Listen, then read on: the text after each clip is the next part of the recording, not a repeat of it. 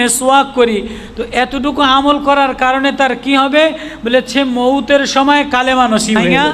যে আমার নবীজি মেসওয়াক করতেন, আমার নবীজি মেসওয়াক করাকে সুন্নত বলছেন, আমার নবীজি মেসওয়াক করাকে ভালোবাসতেন। তো ওই নিয়তে আপনি নিজের মুখ নিজে পরিষ্কার করবেন, দাঁতের এই মাথা ঘষবেন, এই মাথা ঘষবেন, এমনি ঘষবেন, এমনি ঘষবেন। নিয়ত কি? আমার নবীজি মেসওয়াক করতেন, নামাজের আগে মেসওয়াক করতেন, এতটুকু নবীজি মেসওয়াক করতেন, এই মোহাব্বতে আমি মেসওয়াক করি। তো এতটুকু আমল করার কারণে তার কি হবে বলে সে মউতের সময় কালেমা নসিব হয়ে যাবে।